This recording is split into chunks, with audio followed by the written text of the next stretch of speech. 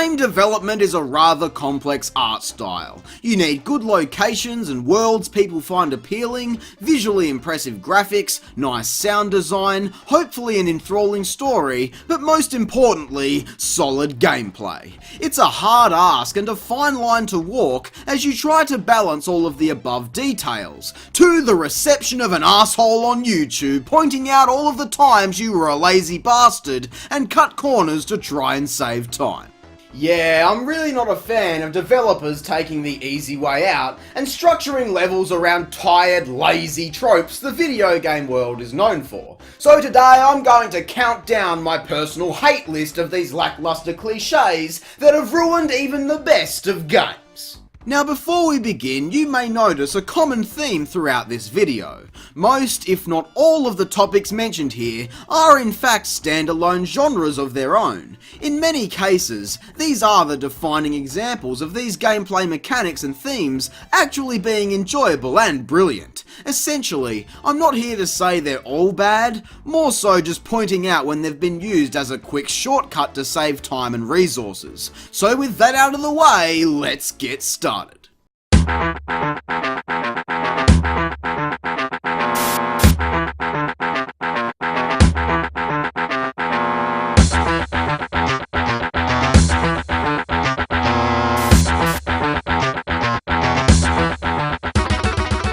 Nothing like a clock up your ass to get you in the mood for some precise button pressing. Any situation where a countdown timer or auto-moving level is in play guarantees you're going to get stressed out. It's like trying to defuse a bomb strapped to a moving vehicle from another vehicle that has to jump on turtles. Very rarely is it ever fun. Time-sensitive situations in games tend to end two ways. Either you fail and have to repeat the stage, killing your immersion and overall enjoyment, or the timer is so forgiving that really, what was the fucking point? I understand that these are used to invoke a feeling of desperation out of the player, but the feeling always ends up desperate for this part of the game to be over with. A game can make you feel desperate without a clock by simply exploiting natural human reactions to various situations, but this is always passed up in favour of breathing down your neck, just waiting to fuck you over. Save this shit for time trials because I've got no time for timed missions in video games.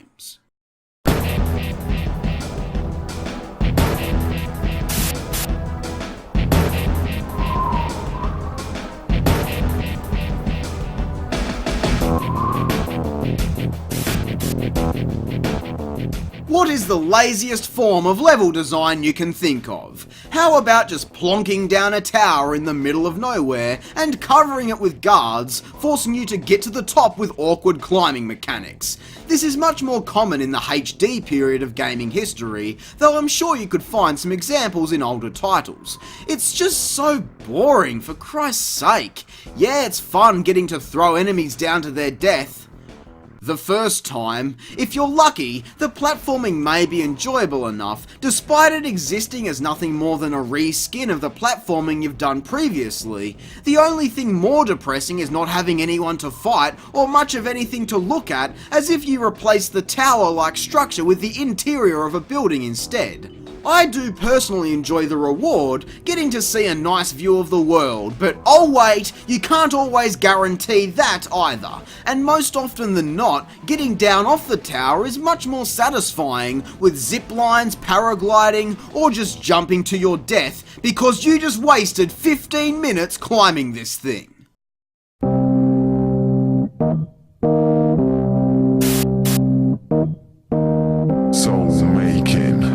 Sound shaking, earth quaking, change. Now this one is much more exclusive to the open world genre, triggering a mission here that wants me to travel here just to fucking bring something all the goddamn fucking way back down here! Like, what the actual fuck, Rockstar? Why you gotta do that? Call it a fetch quest or whatever you want, I call it fuck right off. I'll never understand the reason for this. I guess it's supposed to use the entire map to its full potential, but when I have to do this so often, it becomes a chore to sit through some of the greatest games of all time. It's so slow, and if you're lucky, the dialogue is at least interesting or entertaining, but that's rarely the case. At least you can turn on the radio and listen to some music to kill the time.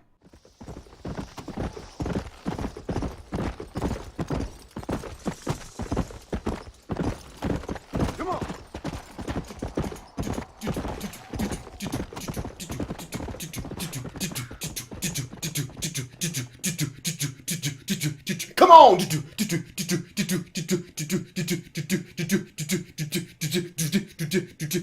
You have fun listening to that for 20 straight minutes because there ain't no radio in 1911. And for what? More goddamn fetch quests.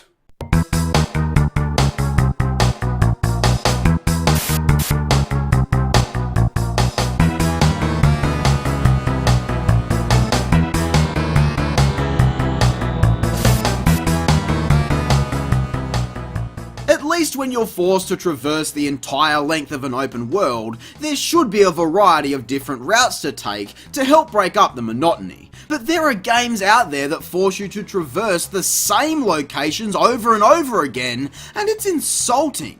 In my experience, it's more common in racing games. Hey look, we can't make 12 new race courses, so we'll just make you do them all again in reverse. Yeah, that'll teach you. It's bad enough that some games require multiple visits to the same areas, but when it's done without purpose, I hate it. Oh well, we wanted to make this feel like a world, so we combined 3 racetracks into one, so that each version has just a barely different course, but it's still the same fucking thing. God damn it, it doesn't even matter if the course is good. By the time you've done it more than once, in reverse and upside fucking down, it's still the same thing over and over and over again.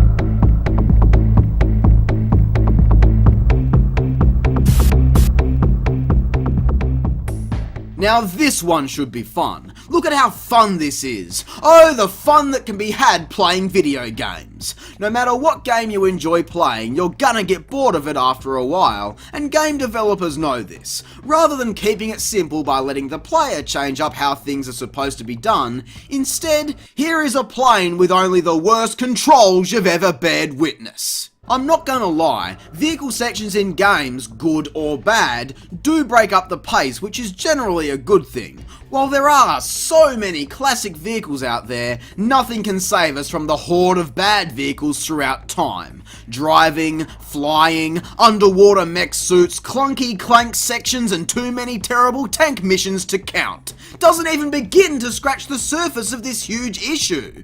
I'm sure it's challenging to build something that controls well, that is actually fun to use, but come on! Some of these are just fucking desperate, crying out for a bridge to jump off of. While it certainly helps us to appreciate the finer vehicle sections, it doesn't make it any easier to sit through some of these abominations, especially when they've clearly been added in because developers ran out of ideas for interesting levels.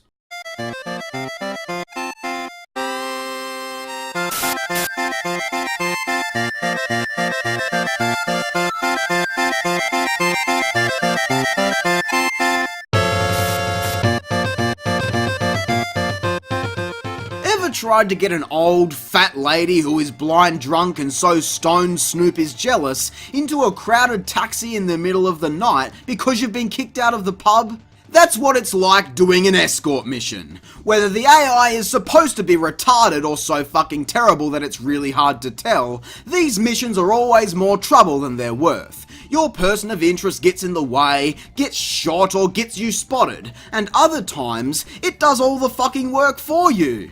Wow, what a great cutscene. Alternatively, the player also gets escorted from time to time. It essentially boils down to walking around and watching events happen. I could go outside and get that for free, you know, with the added thrill of actually following someone home and entering their sex dungeon. How tits is that? But no, I'm stuck here in goddamn virtual traffic trying to avoid being spotted by a random NPC and assisting lazy bums, which in this case are fucking game developers, to their objective locations.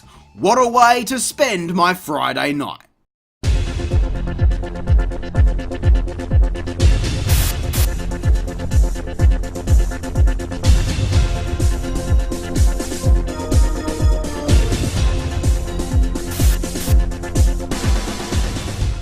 Forced puzzles. I use the word puzzles very lightly, because while they can be quite challenging, majority of the time they're presented with very little effort required to find the solution, or it's just straight up given to you.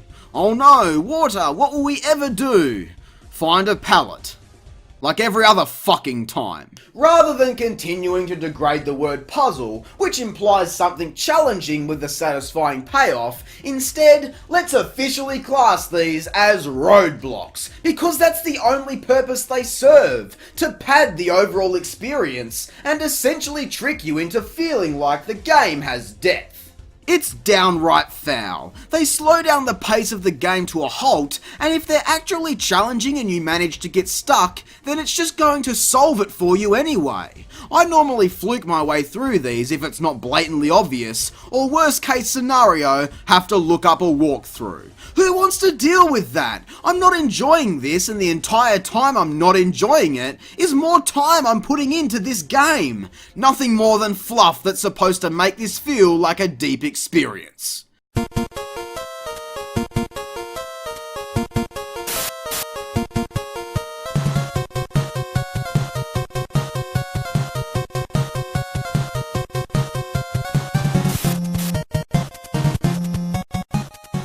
I'm sure a lot of people had the feeling this would be the top spot. While it's certainly high up, I personally have less issues with QuickTime events and mindless button mashing compared to the vast majority. When it's done well and blended with solid gameplay elsewhere, it can help bring life to a lot of major story moments which would otherwise be simple cutscenes. But when it's not integrated well and is used so frequently that genres actually exist where this is the only fucking thing you do, then I start to get a little peeved. But despite how it's used or your personal preference on it, there is no denying that it's lazy. Rather than build an intense driving segment that I'd take a shitty guess and presume they'd fuck up anyway. Instead, devs opt for simply creating a long, continuous cutscene with button prompts that trigger various other events to happen. It's as interactive as a console dashboard, and the mindless button mashing without changing pattern or different buttons to press just goes to show how little effort goes into these moments.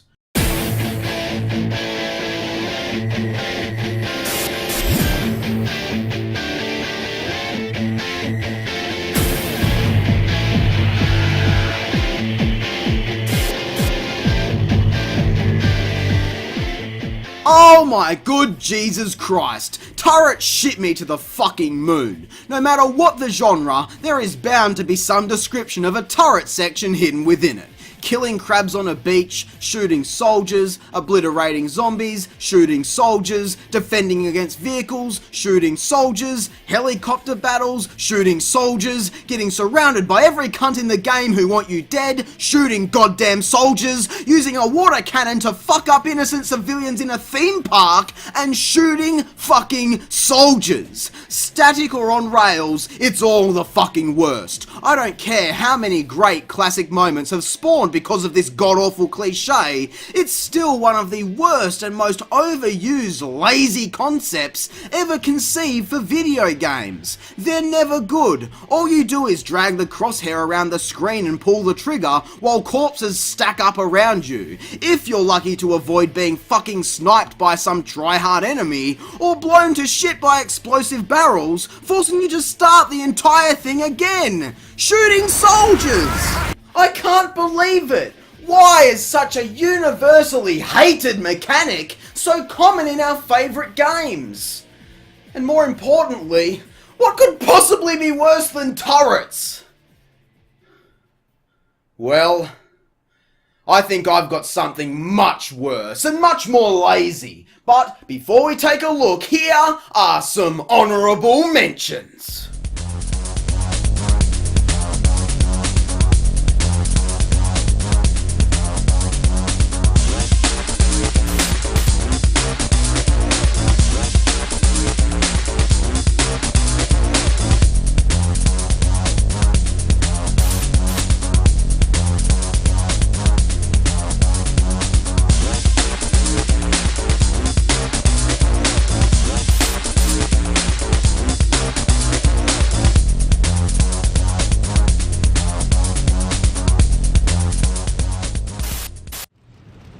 ain't safe here. Get in. I know you got questions, but we gotta get moving. Got bandits all over these hills. We best get going. I'm Dan Hager, and you are one lucky son of a bitch. You know, ARC survivors are worth a lot of money to whoever hands them over to the authorities. This is simply the laziest game development trope of all time.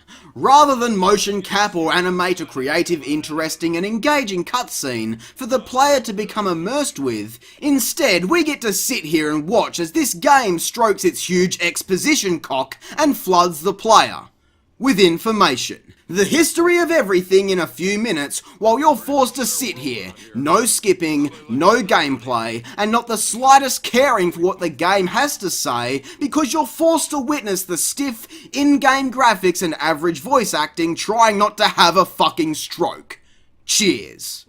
Maybe you're lucky enough to get a quick time event thrown in, only very rarely, but most of the time, you just sit there and slowly die.